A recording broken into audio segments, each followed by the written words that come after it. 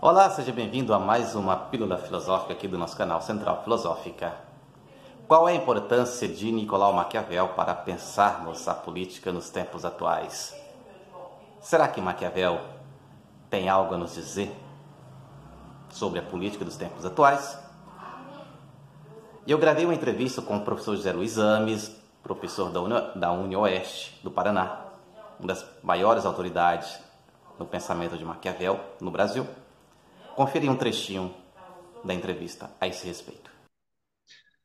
Eu que agradeço o seu convite, João. É um prazer e uma honra contribuir contigo para esta reflexão sobre a atualidade de Maquiavel. E eu tenho na minha pesquisa, sempre tenho me exposto a esse risco de dizer, olha, esse Maquiavel tem algo para dizer para nós na política.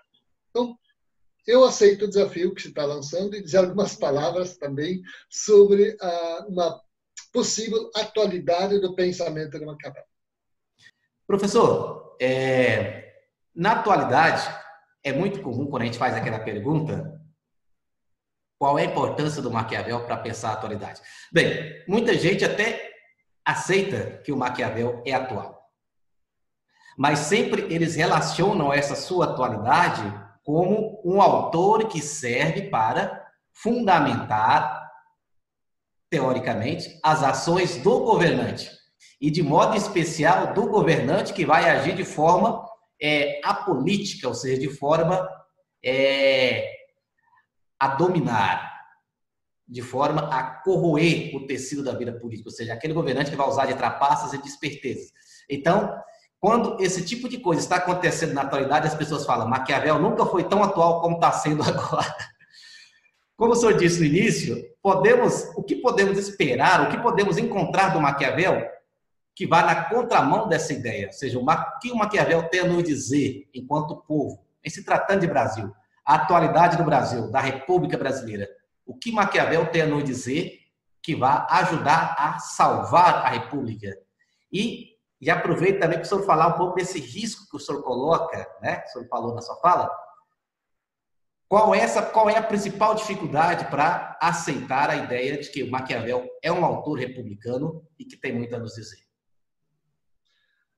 João, essa leitura que você faz menção do Maquiavel principesco é uma leitura, sem dúvida, vulgar, digamos, vulgar no sentido de ser uma leitura carente de uma reflexão mais aprofundada, né? É aquela leitura literal do texto que não está capacitada a apreendê-la no seu fundo, né? E eu precisaria muito tempo aqui para falar disso, mas vou me referir só a um capítulo emblemático que todos utilizam para dizer como essa leitura é equivocada, que é o capítulo 18 do Príncipe, no qual Maquiavel diz assim que não é preciso ser religioso, humano, íntegro, mas é preciso parecer tê-lo, né? Ou seja, em base a isso, aqueles que fazem essa leitura rasa do Príncipe Maquiavel dizem, pois é, Maquiavel já dizia que o importante é a gente tem que fazer teatro, tem que aparentar. Você pode ser qualquer coisa, mas aparente sempre ser algo louvável, né? O importante é saber aparentar, fazer de conta, convencer que você é alguma coisa que você não é, não precisa ser, mas precisa parecer que você seja. Então, como se o político fosse um grande ator teatral, né? Um camarada que consegue encenar em público virtudes que ele não possui. Como se Maquiavel ensinasse como fazer isso. Veja, essa leitura rasante, para quem vai descer ao texto de Maquiavel, é tudo ao contrário. O que Maquiavel diz? Maquiavel vai nos mostrar, sobretudo naquele capítulo que estou referindo, o capítulo 18, ele vai dizer o seguinte, quais são as virtudes que é preciso que o príncipe apresente? Aquelas que o povo quer ver nele espelhadas. Ora, um príncipe não conseguirá convencer, não conseguirá efetivamente mostrar efetividade em certa qualidade se não levar a efeito ações correspondentes a essas ações.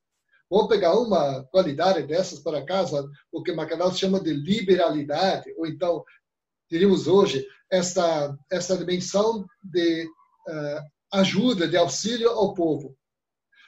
Esta virtude, sem ações efetivas correspondentes a isso, não vai jamais produzir um efeito sobre o povo. De que, efetivamente, este é um príncipe liberal, ou magnânimo, ou generoso, como queiramos traduzir isto. Né? Então, quem determina as qualidades que o príncipe deve ter não é o príncipe que, na sua mente, escolhe, eu quero ser isso e aquilo. Não. O príncipe é aquilo que o povo quer que ele seja.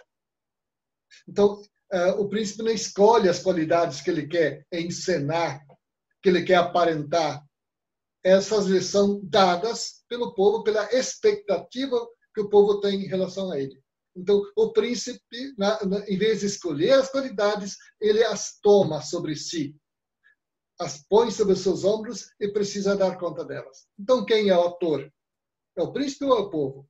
O povo é que determina o príncipe como o príncipe deve ser, e não o contrário. Bem, é só um parêntese para dizer como a certeza rasante ela é muito pobre. Né? Tem um texto meu também, que eu falo sobre a ideia de povo em Maquiavel, em que eu trabalho e exponho bastante longamente esse argumento num texto, assim também como um outro texto sobre a concepção de povo em Maquiavel, concepção de participação popular em Maquiavel. São textos outros que já estão publicados também e que posso deixar que fizeram parte da nossa conversa. E que tem também elementos daquilo que você me perguntou agora, da atualidade de Maquiavel. Então, sobre isso, eu queria começar. Eu preciso recuar um pouquinho. Recuar não, preciso avançar para poder recuar. Que é o seguinte: na concepção moderna, a partir de Hobbes, nós temos a invenção do chamado poder político. Em Maquiavel, o poder político ainda não nasceu. O poder político é a forma moderna como é compreendida. Maquiavel trabalha com o conceito de governo, não com o conceito de poder político. O conceito de poder político é uma invenção hobbesiana, fundada sobre o processo de autorização. Então, como é que funciona isso em Hobbes? Muito concisamente, em Hobbes, os indivíduos, no pacto, os indivíduos autorizam todos ao terceiro a que haja em seu nome. Então, consequentemente, o soberano, Estado, é uma resultante do movimento de autorização dos indivíduos, e não do povo, dos indivíduos para que esse soberano Estado haja em seu nome. De modo que o soberano Estado é o autor puramente formal das leis, mas o autor real é o povo. Então, todas as ações que um representante faz, quem é de fato o seu autor é o povo, ou seja, a multidão dos indivíduos. Né? Ora, com isso acontece o quê? Acontece nesse processo uma exclusão política. Os indivíduos são atores políticos quando? São atores quando instituem o soberano. Mas nesse mesmo instante que o instituem, eles se destituem de qualquer possibilidade efetiva de intervenção no processo governativo. Na contemporaneidade, o pacto hobbesiano ele é materializado pelas eleições. O que é uma eleição? É como uma renovação periódica do pacto. Nas eleições, não se transfere a vontade do eleitor para o eleito. Não é isso que acontece. O que acontece quando nós votamos? Quando nós elegemos alguém? Nós autorizamos alguém a agir em nosso nome. De modo que, quando o parlamentar, o chefe executivo, toma uma decisão, a decisão que ele toma, nós somos dela autores. Ele apenas o faz em nosso nome porque nós o autorizamos. Então, a eleição é um modo de autorização das ações e não um modo de transmitir a vontade do eleitor ao eleito. tal como no Pacto Hobbesiano, o leitor, uma vez autorizado alguém, eleito alguém, perde sobre o eleito qualquer capacidade de intervenção. Por mais insatisfeitos que possamos ser com o prefeito, com o governador, com o presidente, com o vereador, com o deputado, com o senador, o que podemos fazer? Nada. Findo o período fixado em Constituição, que no Brasil é 4 anos, nós podemos decidir se vamos ou não autorizá-lo de novo a nos representar. Mais nada. Mas nesse intervalo do tempo, nós só podemos gritar. Mais nada.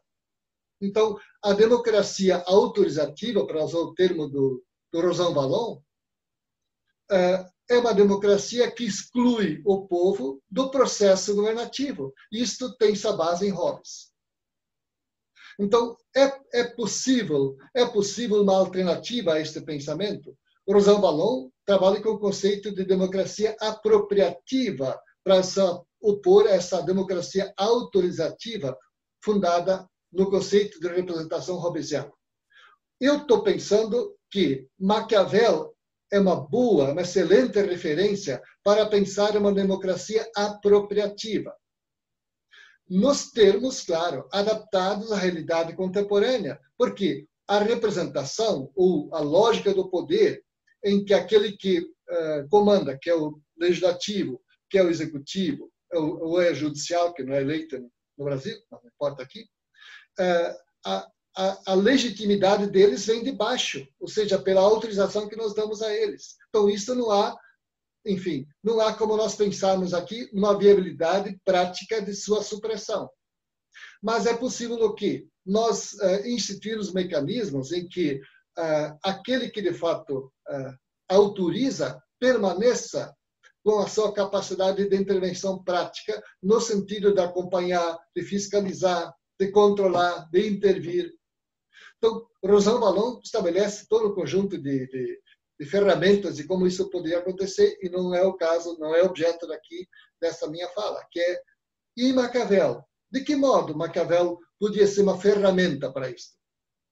Maquiavel fala disso, sobretudo, nos capítulos iniciais do livro 1, dos discursos sobre a primeira década de Tito Livio.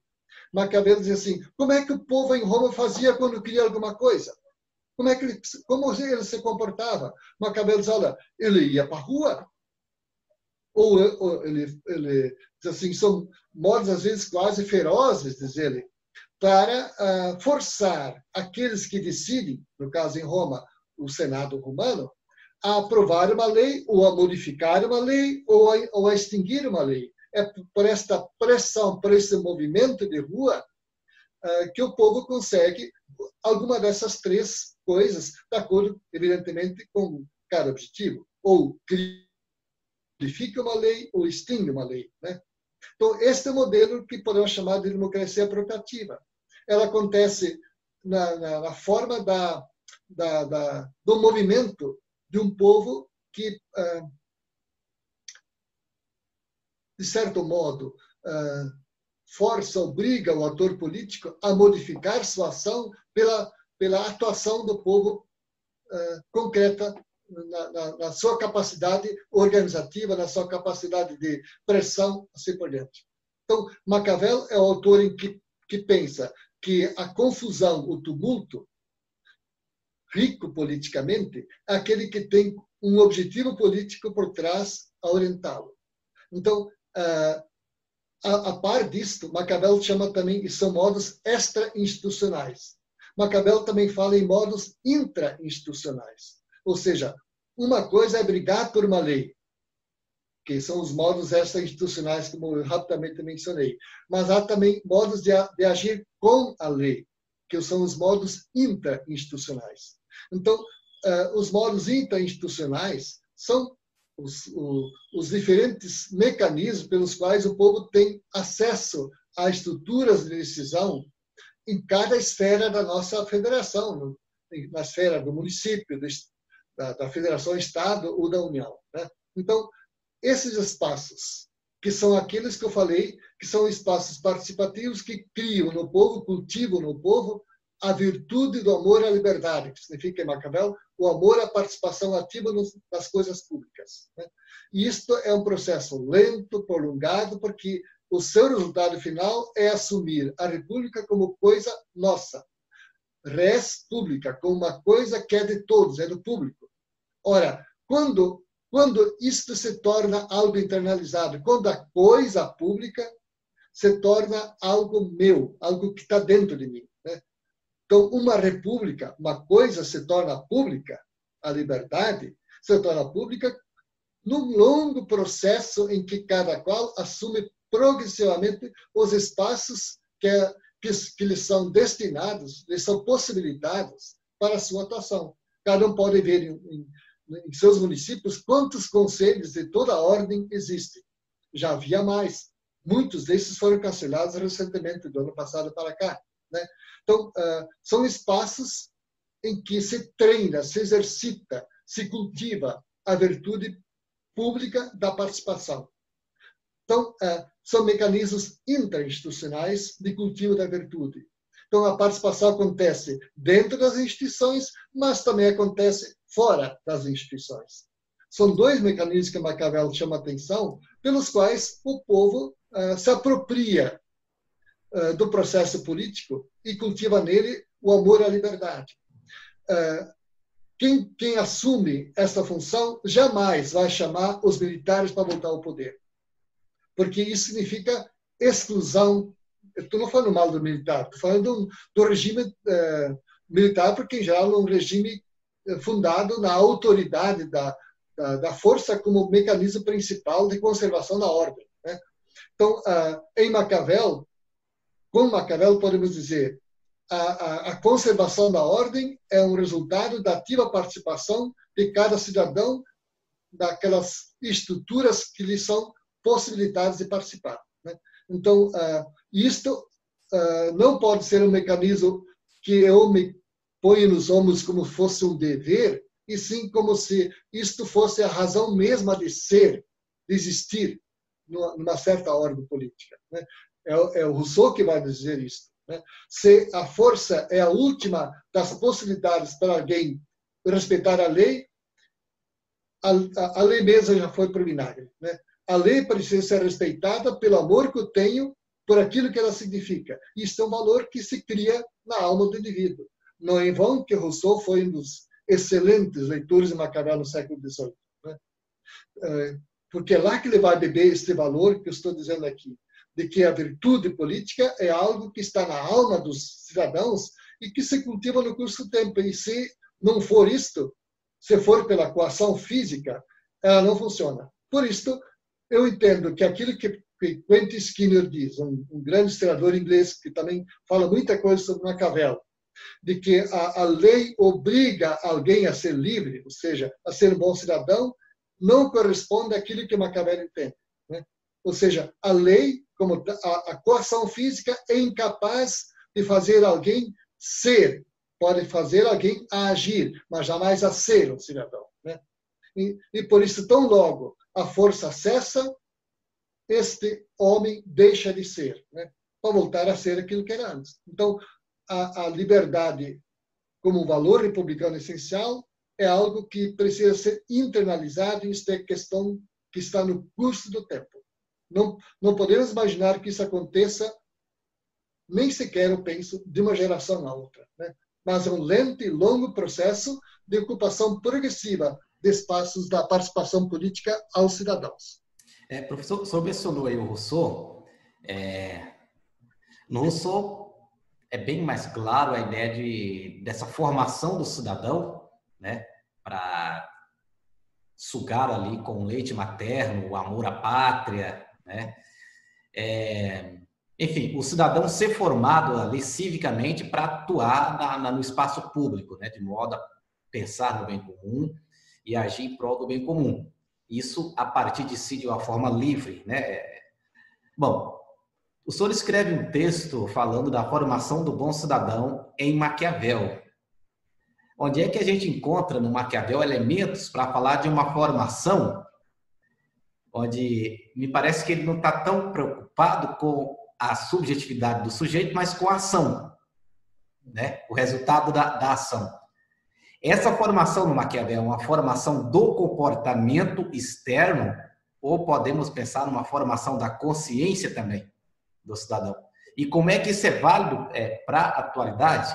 Porque até então, na fala do senhor, a gente pode perceber o seguinte: o que faz uma república ser saudável é o engajamento do cidadão, e o cidadão só vai engajar quando ele compreender isso. Ou seja, ele tem que estar formado para isso.